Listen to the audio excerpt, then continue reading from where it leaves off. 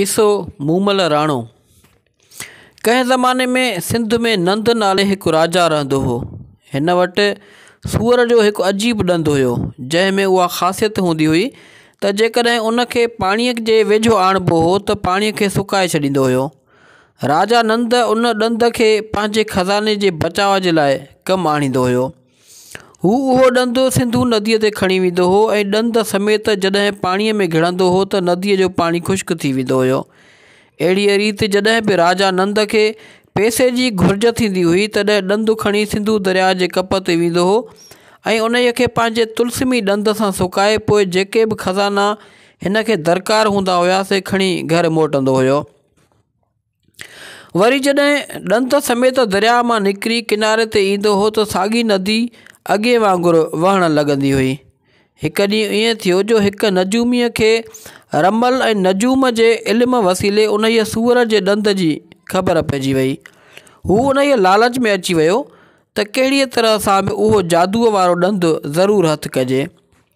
उन्हीअ नियत सां हू हिकु ॾींहुं राजा नंद जी गैर मौजूदगीअ में हिन जी महलात में वियो। राजा नंद खे 9 धीअरूं हुयूं, जिन मां मूमल बेहद सुहिणी हुई ऐं सूमल सभिनी में सियाणी।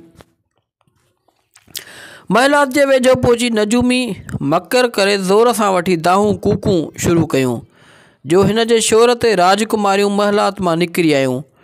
बदकिस्मतीअ जी ॻाल्हि वरी अहिड़ी जो सूमल जा हूंद उन्हीअ नजूमीअ जो मकर सम्झी वञे हा सा राजा नंद सां ॿाहिरि वियल हुई। सो मूमल नजूमीअ खे घुराए हिन जी तकलीफ़ जो सबबु दरियाफ़्त कयो। नजूमीअ चयो, आऊं हिकु निहायत ख़तरनाक बीमारी में मुब्तला आहियां।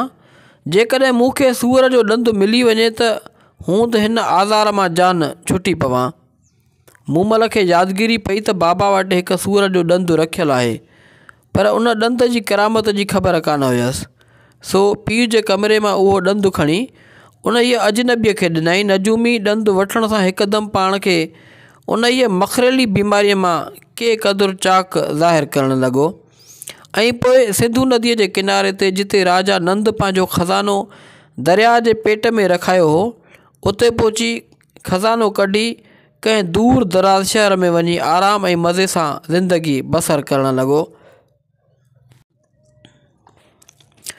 जॾहिं राजा पंहिंजी धीउ सूमल सां गॾु मोटी आयो ऐं ख़बर पयसि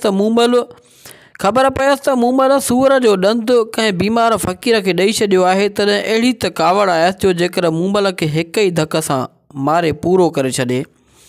मगर मूमल सियाणीअ हिन जी दिलि खे ठारियो ऐं चयईं त मूं वटि हिकु तरीक़ो आहे जंहिं सां मूमल एॾो वॾो खज़ानो हासिलु करे सघे थी जहिड़ो हिन फ़क़ीर दौलाब करे चोरायो आहे। पोइ ॿिए ॾींहुं मूमल खे साण वठी परे कंहिं हंधि सिंध खां ॿाहिरि पाट या बयाबान ॾांहुं वई ऐं उते पंहिंजी जादूअ जे ज़ोर ते हिकु सुहिणो महलात अॾायईं, जंहिंजे चौधारी मेवे ऐं ख़ुशबूअ वारनि गुलनि सां हिकु बाग़ीचो खड़ो कयईं। बाग़ जे साम्हूं हिकु आल बाज़ार ठहिरायईं, जंहिंजे चौधारी ईअं थी भयो ॼण त को वॾो ॻाढ़ो दरिया थो वहे, जंहिंखे काक जो नालो ॾिनई।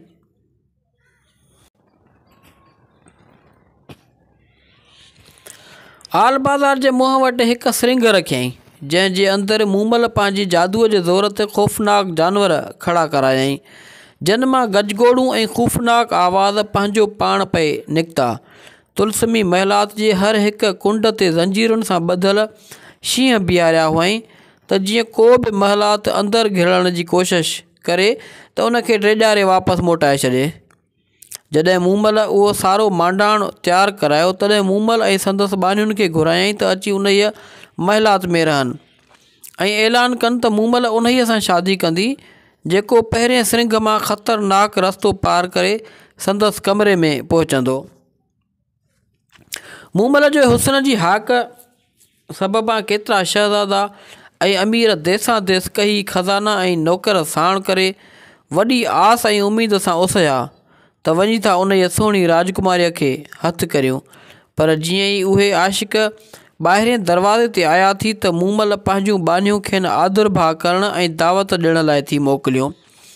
उहे आशिक़ उन्हनि बानियुनि जे पुठियां उन सिरिंग में घिड़ी अची आल बाज़ार में पहुता थी, जिते काक नदी खेनि गिरले वञी ओझड़ में थी रसायो ऐं पोइ उतां निकिरण जा सभु रस्ता बंदि थी विया।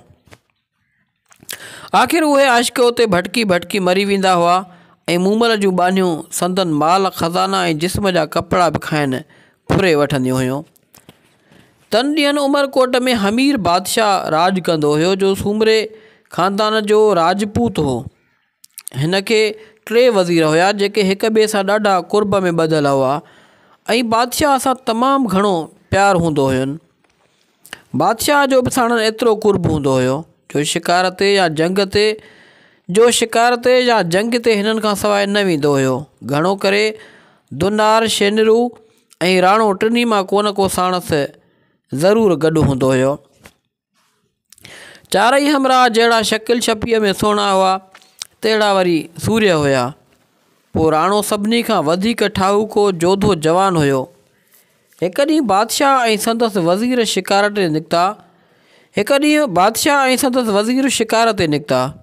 जीअं हू हिकिड़े ॻोठ जे वेझो पहुता, तीअं हिननि हिकु फ़क़ीर खे रस्ते जे भरिसां बीठल ॾिठो। हिन जी शिकिल ऐं सूरत मां ईअं थी मालूम थियो त हू कंहिं वॾे घराणे में ॼावल ऐं निपियल हुयो, मगर उन वक़्तु फाटल अॻिणियूं पियल हुयसि। गुरबत ऐं मिसकिनीअ खां ॾाढो मायूस ऐं मुंझियल पियो लॻियो। पहिरियां त चारई जवान फ़क़ीर जी हालत ते खिलण लॻा, पर पोइ अॻिते वधी हिन खां पुछियाऊं त तूं केरु आहीं ऐं किथां खां आयो आहीं? तूं त कंहिं वॾे ख़ानदान जो औलाद थो ॾिसण में अची। असां हिन खां अॻु तो जहिड़ो ॾुखे हाल में को बि कोन ॾिठो आहे। फ़क़ीर निवड़त सां वराणी ॾिनी। बादशाह सलामत, आऊं बि कंहिं वक़्तु तव्हांजे उन्हनि 3 अमीरनि वांगुरु शाहूकार ऐं सुखियो सताबो हुयुसि। मूं वटि बि घोड़ा, ज़मीनूं ऐं घणा ई ख़िदमतगार हुआ। पर हिकु ॾींहुं मूं मूमल जी सूंहं जी हाक ॿुधी ऐं वॾा अंबार सोन जा साण करे साथी वठी हिन जी बांह हथ करण लाइ निकितुसि, मगर मूमल ऐं संदसि बानियुनि मुंहिंजा माण्हू मारे ऐं मूंखे फुरे हिन हाल में फ़क़ीर करे छॾियाऊं त हींअर आऊं पहिरें प्यादो दरबदर ऐं खाक बसर रुलंदो थो वतां त जीअं कंहिं तरह मोटी पंहिंजे वतन पहुचा। बादशाह पुछुसि त मूमल केरु आहे? सैलानी फ़क़ीर समूरी कहाणी बयानु करे ॿुधायसि। हक़ीक़त ॿुधण खां पोइ बादशाह ऐं संदसि 3 वज़ीरनि पको कयो त हू बि मूमल खे हथु करण जी कोशिशि कंदा। पोइ तोड़े उन जी महिलात जो ॾस पुछियाऊं ऐं ॻच ॾींहं जे सफ़र खां पोइ हिन जे बाग़ जे ॿाहिरें दरवाज़े ते अची पहुता। उन वक़्तु ऊंदहि थी वई हुई, तंहिं करे उते ई देरो दमाए राति जा 4 पहर गुज़ारियाऊं। ॿिए ॾींहुं सुबुह जो मूमल जी हिकु बानी दस्तूर मूजिबि खेनि खीकारण लाइ आई। हिन जो नालो नातर हो ऐं हूअ अहिड़ी त सुहिणी हुई जो हिननि चइनी ईअं सम्झो त शायदि उहा ई मूमल आहे। पर नातर खिली चयनि त मां मूमल न आहियां। हिन खे ॾिसण लाइ तव्हांखे हिन बाग़ मां लंघी महिलात में पहुचणो पवंदो। कंहिं बि ग़ैर मर्द न ॾिठी आहे। मूमल मूंखे मोकिलियो आहे त मां तव्हांजे आदुरभाउ करियां ऐं हीउ खूंचो खाधे जो अव्हां जे लाइ मोकिलियो अथसि। पोइ हिन खूंचो लाहे हेठि पट ते रखियो ऐं जीअं हिननि जवाननि उहो मज़ेदार खाधो पे खाधो, तीअं मूमल जी सूंहं जी वधीक साराह पे कयाऊं। एतिरे क़दुरु जो हू सभई हिन जे इश्क में एतिरो त दीवाना बणिजी विया जो ख़ुदि बानी मथनि चिथरूं करणु लॻी ऐं चवणु लॻी त तव्हां केरु आहियो जो मूमल सां पंहिंजी मुहबत जी हाम हणी सघो। जेको सूर्य मूमल खे हथु कंदो उन जो मुंहुं मुहांडो ई निराले क़िस्म जो हूंदो। तव्हां लाइ बहितरु आहे त मोटी पंहिंजे ॻोठु वञो, जे न त तव्हां हिन सिंघ में टुकर टुकर थी वेंदा या बुख ऐं उञ वेघी हिन जे वर वकड़ वारीअ वाट में मुंझी ख़तमु थी वेंदा। अहिड़ीअ तरह नातर हिननि जी हिमत ऐं शौक़ खे एतिरो त भड़कायो जो हिननि सभिनी हकल करे चयो त असीं न की सिंघ खां था डिॼूं न की ओझड़ खां। असीं तेसीं ताईं मूमल जो दर न छॾींदासीं जेसीं ताईं मूमल खे हथु न कंदासीं। उन ते बानीअ जवाब में खेनि मुंझियल पट जो मुंझियल ढेरो उछलाए ॾिनो ऐं चयो त हिन खे वेही खोलियो ऐं पंहिंजी कारीगरीअ खे आज़मायो ऐं उन खां पोइ साम्हूं आल बाज़ार मां लंघण जी कोशिशि करियो। हमीर हिकदमि उहो पट जो फोरो खयो पर हू सुलझाए न सघियो। उन खां पोइ दनार ऐं शीज़े पट खे खोलण जी कोशिशि कई, मगर संदन समूरी कोशिशि अजाई वई। आख़िर में कक थी उहो फोरो हिननि राणीअ खे ॾिनो, जंहिंजे चालाक आङुरियुनि जल्द ॻंढियुनि खे सुलझाए पट जे ढेरे मां मणखियारो ठाहे पंहिंजे घोड़े जे मुंहं ते ॿधी छॾियो। बानीअ राणीअ जी हिरफत खे ॾिसी ॾांहुं वॾे अजब मां निहारियो ऐं पोइ पंहिंजी साइण ॾांहुं वधी वई ऐं वञी चयईंसि, 4 सुहिणा जवान जेके तोखे हासिल करण लाइ आया आहिनि, पर हिकिड़ो राणे नाले सां सभिनी खां सूंहं ऐं अकुल में सरसो आहे। बल्कि ईअं चइजे त जेके बि आशिक़ हेल ताईं तुंहिंजी महलात जे दर ते आया आहिनि, उन्हनि सभिनी खां मथां हो आहे। साइण, मुंहिंजी सलाह आहे त तूं उन्हीअ सां हिकदमि शादी कर ऐं हिन जोधे जवान खे ॿियनि वांगुरु न माराइजांइ। उहा ॻाल्हि ॿुधी मूमल खे फ़िलहाल त राणे ते रहम आयो, पर पोइ वरी बि पंहिंजे दस्तूरी फ़रीब ते कारबंद रहंदे जवाबु ॾिनई त जेकॾहिं सचुपचु जीअं चवीं थी हू अहिड़ो ई अकुलमंद आहे त भले मूंखे पंहिंजी हिमत सां हथु करे। जेकॾहिं उन में नाकामयाबु वियो त अकुलमंद नाहे पर बेवकूफ़ आहे, ऐं पोइ मां हिन जी धन दौलत खे पंहिंजे पीउ जे खज़ाने में मिलाए छॾींदसि। उन खां पोइ मूमल वधीक लज़ीज़ ताम तयारु कराया, 7 रछियूं ठहिरायूं ऐं उन्हीअ में कातुल ज़हर विझाए छॾियईं। उहो खाधो बानीअ खे ॾिनई त वञी बादशाह ऐं संदसि 3 वज़ीरनि खे ॾे।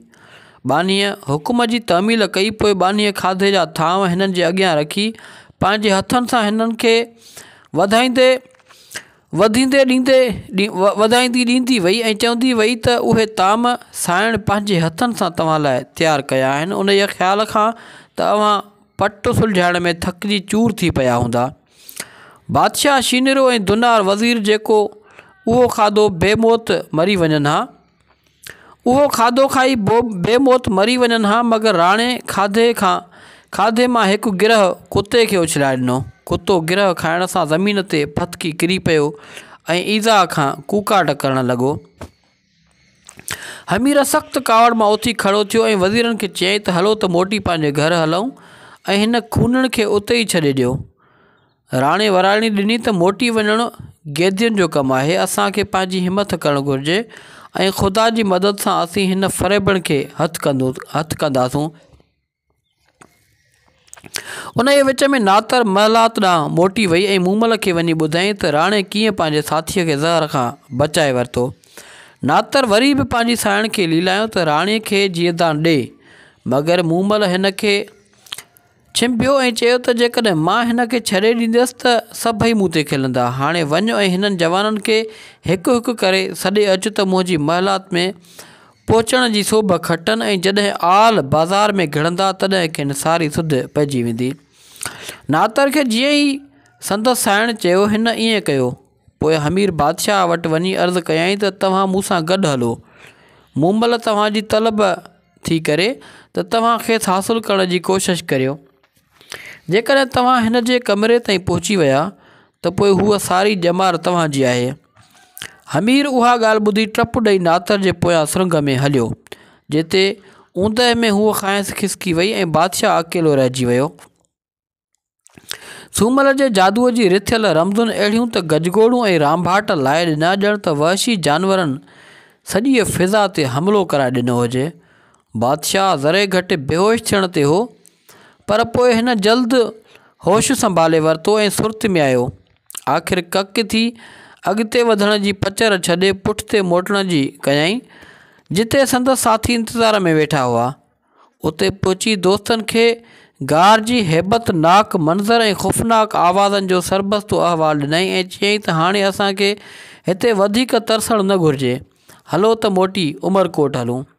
उन ते राणे वरंदी ॾिनी त बादशाह सलामत, तव्हां कोशिशि कई पर तव्हां कामयाबु कोन थिया। उन करे तव्हांखे केरु बि मेहणो न ॾींदो, पर जेकॾहिं असीं बिना आज़माइश जे मोटी उमरकोट हलंदासूं त असां ते चिथरूं ऐं खिलूं थींदियूं। छॾियो त असीं बि कोशिशि करे ॾिसूं, पोइ जे हारायोसीं त गॾिजी मोटी हलंदासीं। ओॾीअ महिल नातर खीमे में घिड़ी आई ऐं ठठोलीअ वारी मुर्क सां चवणु लॻी, बादशाह सलामत, तव्हां त मूमल जे बाग़ीचे में तरसिया की न? उहे हाल अथव त कीअं मूमल मारे सघंदा।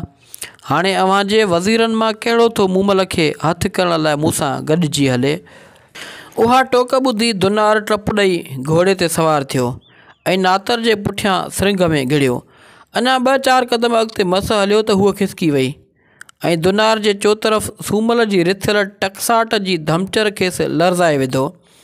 हू दिलि झले की न सघियो ऐं घोड़े जी वाघ फेराईंदे धोकींदो अची दोस्तनि जे देरे ते पहुतो ऐं साथियुनि खे सारी माजरा अची ॿुधायईं। कुझु मिंटनि खां पोइ नातर वरी बाग़ मां निकिरी आई ऐं घुंड पाए चवणु लॻी त बादशाह सलामत, तुंहिंजे वज़ीर त तो जेतिरी बि सट कान झली। अहिड़ीअ कमज़ोर दिलि वारा मूमल जे माणण लाइ छा लाइ था सदूं कनि। इहो ॿुधी शेनिरो उथियो ऐं ज़िरह पाए पंहिंजे भले घोड़े ते सवार थी नातर जे पुठियां सिंघ में हलियो, मगर हिन पिणु दिलि कान झली ऐं घोड़े खे पुठिते वराए ओझड़ में घिड़ण खां अॻु ई मोटी अची माॻ पहुतो। आख़िर में राणो पंहिंजी क़िस्मत आज़माइण लाइ उथियो ऐं ॿियनि सभिनी खे रोकियो, मगर हिन का बि ॻाल्हि न ॿुधी।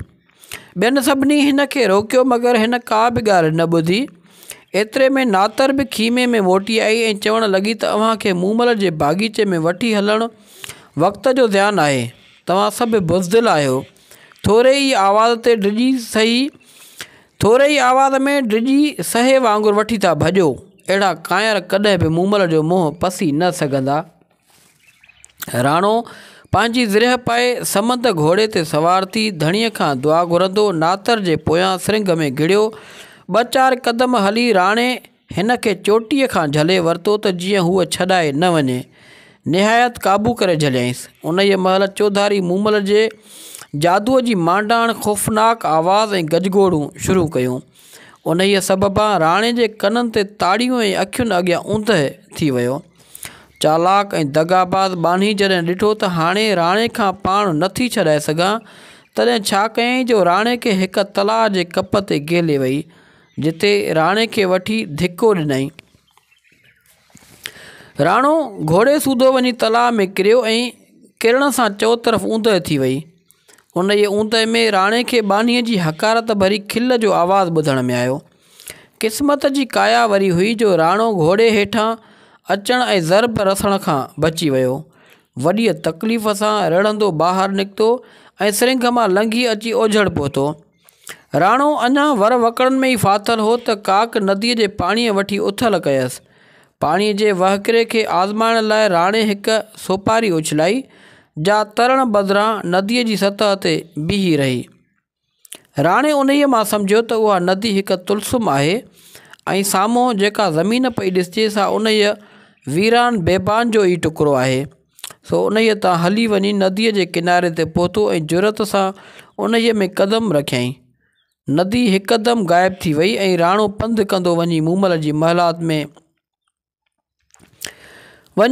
महलात खे वेझो थियो। महलात जे अंगण में शींहं रिछ मारे पियो हुयो। ॼण त हिन जवान ते हमिलो करण वारो हुजे, पर मूमल मथां दरीअ मां रड़ियूं करे हिन खे छिंभियो। उन हूंदे बि राणो तलवार कढी धोकींदो शींहं खे लताड़ींदो महलात जे दर मां निकिरी वियो। जितां माड़ीअ ते चढ़ी उन ई कमरे में वियो जिते मूमल वेठी हुई। राणो धोकींदो सिधो हिन जे कमरे में वञी घिड़ियो। मूमल डोड़ी वञी भाकुर विधुसि ऐं चयईंसि त ए बहादुर राणा, तो मूंखे वॾी बहादुरीअ सां जीतियो आहे। आउं अॼु खां तुंहिंजी आहियां ऐं मूंखे क़बूल कर।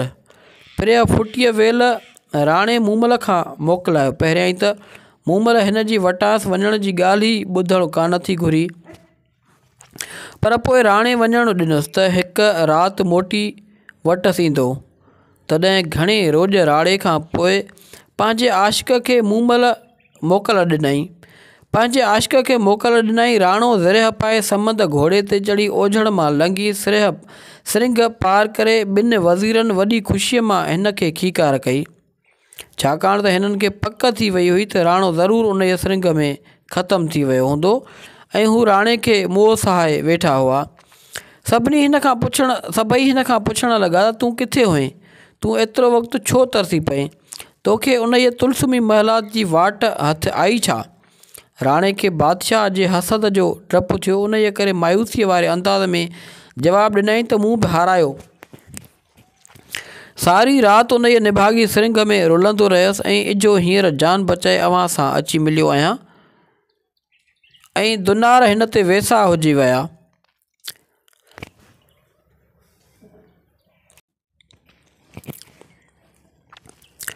मगर बादशाह हिन जी ॻाल्हि ते शक कयो ऐं सम्झाईं त कूड़ थो ॻाल्हाए, छाकाणि त हिन जी हालति अहिड़ी कान हुई जहिड़ी शिकस्त खाधल माण्हूअ जी थींदी आहे।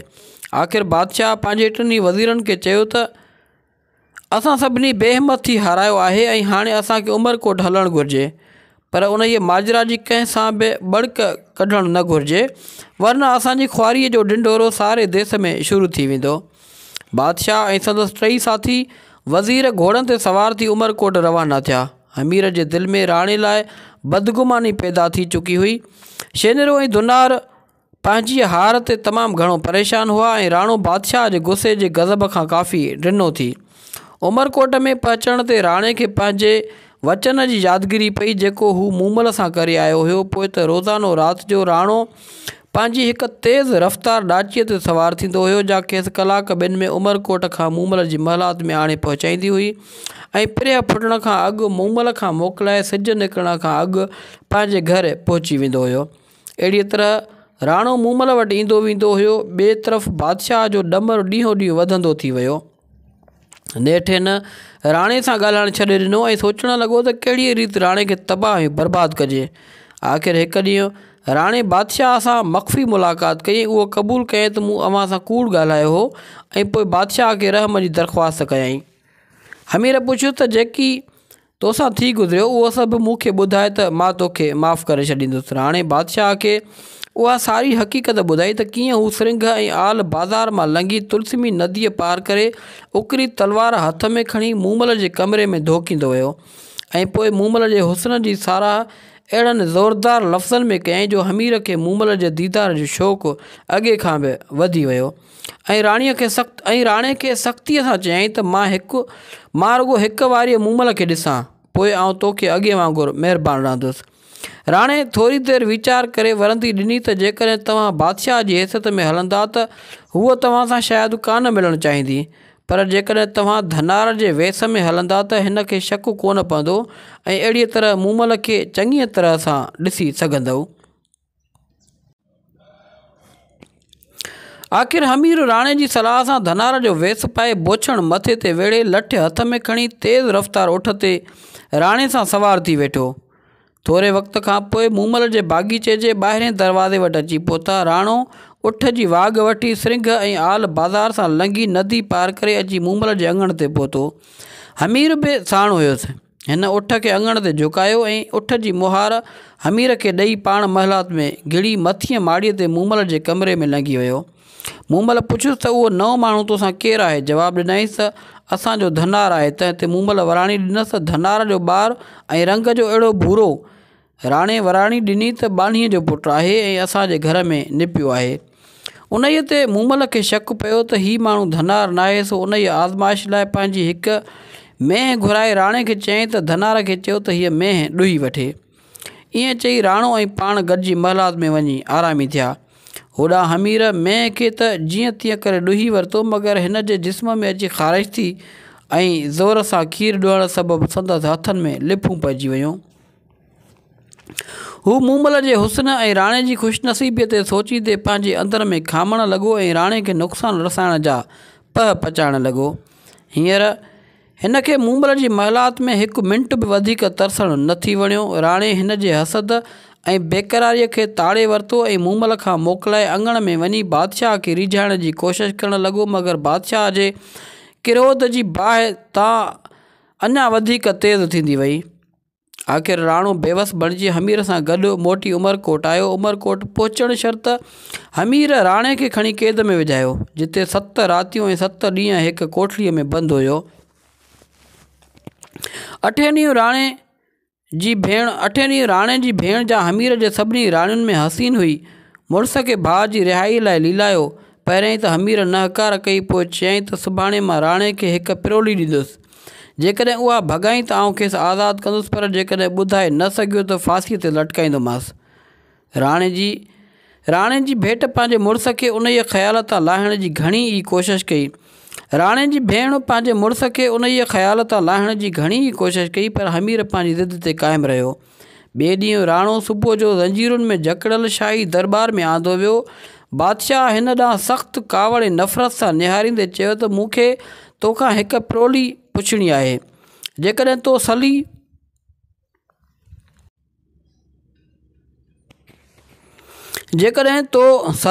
त पोइ तूं आज़ादु आहीं, पर जेकॾहिं तो न भॻी त तोखे अॼु जो अॼु मौत जी सज़ा ॾिबी।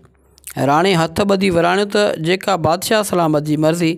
उनखां पोइ हमीर विराणियो त इजा हीअ प्रोली आहे। रेशमी साड़ीअ में एॾो अंग कीअं आयो? राणे जी ॾाहप खे मूमल जे मामले में अॻु ई आज़मायो वियो हुयो, सो कुझु सोच वीचार खां पोइ जवाबु ॾिनई। हमीर पंहिंजी राणीअ सां, जंहिंखे ताज़ो नंढड़ो ॼावल ॿारु हुयो, नाज़ नख़रा पे कया त एतिरे में संदसि ॿारु खीर लाइ रुनो, जंहिं ते राणी टप ॾेई उथी त साड़ी फाटी पियसि। हमीर खे पंहिंजे वज़ीर जी हाज़ुर जवाबीअ ते हैरानी थी ऐं हिकदमि हिन खे आज़ादीअ जो हुकुम ॾिनई। एतिरे क़दुरु जो सभु कुझु मोटाए ॾिनईसि ऐं संदसि पुराणा अलक़ाब बि अता कयईंसि। उनखां पोइ राणो हर राति अॻे वांगुरु पंहिंजे उठ ते सवार थी मूमल जी मुलाक़ात लाइ वेंदो हुयो।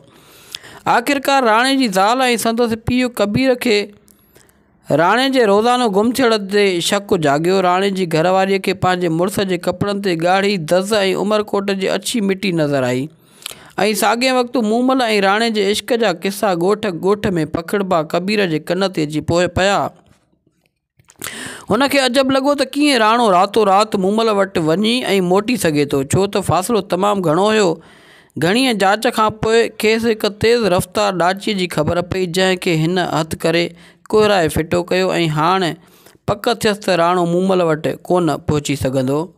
उन ई राति राणे पंहिंजे ॾाचीअ जी ॻोल्हा कई, पर हिन खे हथु न आई ऐं न की हिन खे जत मिलिया, छाकाणि त जॾहिं कबीर ॾाचीअ खे कोहराइण लाइ उतावलो हो तॾहिं ख़ौफ़ सबबा भॼी निकिता हुआ। आख़िरकार हिन खे ॿोड़ो जत मिलियो जो पुठिते रहिजी वियो हुयो। राणे हिन खां निहायत ई राज़दार नमूने पुछा कई त मुंहिंजी ॾाची किथे आहे? ॿोड़े जत जवाबु ॾिनो, तुंहिंजे पीउ कोहराए छॾी, पर उन्हीअ जो हिकु तोॾो आहे जो तोखे अहिड़ीअ ई तेज़ीअ सां पहुचाईंदो। ईअं चवंदे हिन खे उठनि जी झोक ते वठी आयो ऐं उहो तोॾो राणे जे हवाले कयईं। ऐं पोइ राणे जी लांग वराइण जी देरि हुई। उन पंहिंजी माउ खां बि तेज़ रफ़्तारीअ सां राणे खे मूमल जी महिलात में आणे रसायो। उन राति राणो पंहिंजे दस्तूर ख़िलाफ़ु मूमल वटि सारी राति कीन तरसियो, बल्कि सुबुह खां अॻु घर मोटी आयो ऐं कपिड़ा साफ़ करे अची ज़ाल वटि हाज़ुर थियो त जीअं हिन खे शक न पवे।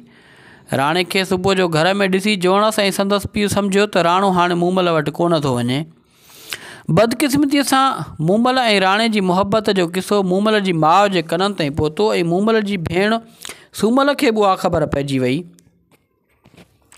माउ खे पंहिंजी धीअ जी बदनामूसीअ जो घणो अरमान थियो, मगर सूमल खे पंहिंजी भेण मूमल जो राणे सां इश्क में अड़जण ऐं पंहिंजे कारोबार शहज़ादनि खे फासाइण ऐं दौलत हासिलु करण खे तुर्क करण जो वॾो अफ़सोस थियो।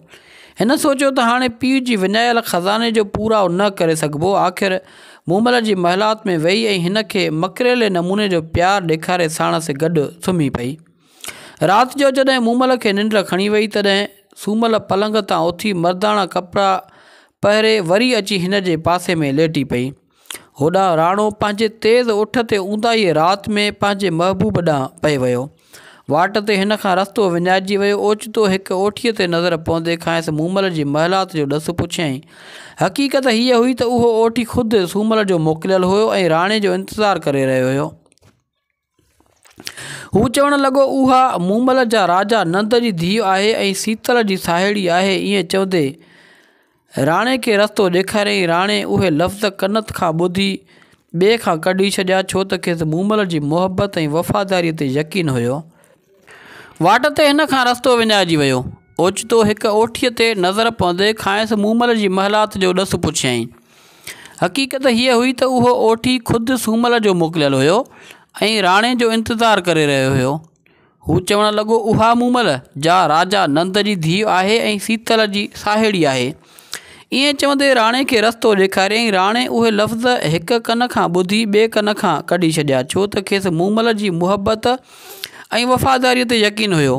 राणो महिलात में पहुची वियो ऐं माड़ीअ ते चढ़ी मूमल जे कमरे जो दर खोलियईं। छा ॾिसे त हिन जी भर में हिकु मर्दु सुतो पियो आहे। ओॾी महिल वाट ते गॾिजंदड़ ओठीअ वारी ॻाल्हि ज़हन ते तरी आयसि। राणे खे अवल त अहिड़ो जोश आयो जो चयईं त तलवार जे हिक ई धक सां ॿिन्ही खे उते जो उते चूर करे छॾियां। पर पोइ जॾहिं मूमल जे मन मोहींदड़ पेशानी ते नज़र पयसि तॾहिं थधो थी वियो। हिन पंहिंजे उठ खे हकिलण वारो लकिणो मूमल जे पासे में रखियो ऐं ॾाकण तां आहिस्ते आहिस्ते लही उठ ते सवार थी उमरकोट वापसि पहुतो। सुबुह जो मूमल जॾहिं निंड मां सुजाॻ थी तॾहिं पंहिंजे पासे में राणे जो लकिणो पियल ॾिठईं। ॿाहिरि निकिरी ॾिठईं त उठ जे अचण ऐं वञण जा पेरा बि मौजूदु हुया। सम्झी वई त राणो राति आयो हुयो ऐं मूमल खे मुंहं जे पासे में सुतल ॾिसी बेवफ़ा सम्झी मोटी हलियो वियो। सॼे ॾींहं जे इंतज़ार खां पोइ मूमल हिन ॾांहुं लीलाए नियापो मोकिलियो त भलाई करे मूं वटि मोटी अचु। तो जंहिं माण्हूअ खे मूंसां गॾु सुतल ॾिठो हुयो उहो को मर्दु न पर मुंहिंजी भेण सूमल हुई। राणे उन कासिद हथां जवाबु मोकिलियो त मूं जेके अखियुनि सां ॾिठो तंहिं ते कीअं न वेसाह करियां। का बि औरत मर्द जा कपिड़ा पाए कान सुम्हंदी आहे। उन जवाब खां पोइ मूमल हिक ॿिए पुठियां कई कासिद मोकिलिया त राणे सां मिली खेसि असुल हक़ीक़त खां आगाह करियां, मगर राणे खे वेसाह कोन आयो। आख़िर राणे कासिद हथां उहो जवाबु ॾियारे मोकिलियो त मूमल खे वञी चयो त मां तोखे हरगिज़ माफ़ न कंदुसि। तोड़े खणी तूं मुंहिंजे दर ते केतिरो बि लीलाए अची माफ़ी घुरी। जॾहिं कासिद उहो नियापो मूमल खे अची ॾिनो तॾहिं ॿुधण शर्त मूमल जे दिलि खे सख़्तु सदमो रथियो। पर पोइ हिमत करे मर्दाणा गेड़ूअ रता कपिड़ा पाए कश्तो हथ में खणी दर दर सेन हणंदी अची उमरकोट पहुती। उन ई ॾींहुं पता पार पुछी अची राणे जे दरवाज़े ते सेन हयईं। हिक दर्दीले आवाज़ वारी सेन ॿुधी राणो ॿाहिरि निकितो। फ़क़ीर खे मर्दाणा कपिड़ा ॾिसी सुञाणे कोन सघियो, पर हिन जे मोहींदड़ मुहांडे ते मोहित थी पुछियईं त फ़क़ीर तव्हां किथां आया आहियो, कॾहिं खां सन्यासी थिया आहियो, असुल खां उन ई हालत में हुआ या दुनिया खां बेज़ार थी कंहिं साधुअ जी संगत में हीउ रूप वरितो अथव। सन्यासीअ जवाबु न ॾिनो। कंहिं साधुअ जी संगत में हीउ रूप कीन वरितो अथमि, पर दुखे संसार जा ई करिश्मा आहिनि जंहिं हीउ माॻु ॾेखारियो आहे। राणो हिन जे जवाब खां तमामु घणो मुतासिर थियो ऐं निहायत दिलि जी मुहबत सां चयईं त सैलानी 2-4 ॾींहं असांखे पंहिंजी ख़िदमत जो जेकर मौक़ो ॾींहुं हा त तुंहिंजा वॾा लाइक़ थींदा। मूमल त पंहिंजे दिलि में धणीअ खां उहो ई सवाल थी घुरियो सो सवाइ कंहिं रद कुद जे हिकदमि कंध धूणे हाकार कयईं। 2-4 ॾींहंनि गुज़रण खां पोइ हिकु ॾींहुं राणे सन्यासीअ खे ॾाढी ढारे रांदि जी आछ कई ऐं खांइसि रांदि जी हार जीत जा शर्त पुछियईं। सन्यासीअ वराणी ॾिनी त जेकॾहिं मूं खटियो त मां तव्हां वटि हमेशह लाइ तरसी पवंदुसि, पर जे हारियमि त सुभाणे हलियो वेंदुसि। राणे खिलंदे जवाबु ॾिनो, जीअं तव्हांजी मर्ज़ी। ईअं चई ॿई ॼणा रांदि ते वेही रहिया। राणो पंहिंजो वारो हलियो ऐं जीअं ई मूमल जो वारो आयो ऐं ढारे खणण लाइ पंहिंजो हथु ॾेघेरियईं तीअं हिन जी बांह उघाड़ी थी पई ऐं बदकिस्मतीअ सां बांह वारो तेरो जो राणे जो ॾिठो हुयो ज़ाहिर थी पियो उते उथी खड़ो थियो। मूमल ॼाणे वेई त राज़ ज़ाहिर थी चुको आहे। पोइ त मूमल राणे खे राज़ी करण लाइ आज़ियुनि ऐं न्याज़ुनि में को बि कोताही कान कई, पर राणे जी दिलि ते को बि असरु न थियो ऐं हू पंहिंजी ज़िद ते क़ाइमु रहियो। मूमल दिलि शिकस्ता थी शहर खां ॿाहिरि निकिती। हिन सोचियो त हाणे हिन ज़िंदगीअ खां मरणु बहितरु आहे। उहो फ़ैसिलो करे हिकु चखिया तयारु करायईं। उहा ख़बर राणे जे कननि ताईं वञी पहुती त हिकु सती पाण शहर खां ॿाहिरि चखिया ते चाढ़ी रही आहे। हिन खे यकीन थियो त शायदि उहा मूमल हुजे, जंहिं नाउमेद थी उहो क़दम मुहबत जी नाकामीअ सबबां खयों आहे। इहो सोचे हिन खे सख़्तु अरमान थियो ऐं बेअख़्तियार थी दांह करे चयईं त ओ मूमल, मूं तोखे माफ़ु कयो, आउं ग़लतीअ ते हुउसि। मां तुंहिंजी मुहबत खे सचो सम्झां थो, पर हाणे छा थी सघियो। मुहबत पंहिंजे आख़िरी अंजाम जो फ़ैसिलो करे चुकी हुई। मूमल वराणियो, तुंहिंजी उन ई इक़रार खां पोइ मूं लाइ हाणे वधीक ॿी कहिड़ी ख़ुशी थी सघे थी। ईअं चई हिन हिकदमि पंहिंजो पाण मच में उछले विधो। मच में उछले छॾियो। बाहि जो वॾो बमभटो आसमान खे छुही रहियो हो। मूमल जो हीउ अंजाम ॾिसंदे राणे जो होश हवास गुम थी वियो। हिन बेअख़्तियार बणिजी डोड़ी वञी बाहि में टप ॾिनो। अहिड़ीअ रीति ही ॿई आशिक़ ऐं माशूक़ मुहबत जे आख़िरी इम्तिहान में पंहिंजो पाण सचो साबित करे हमेशह जे लाइ अमर बणिजी विया।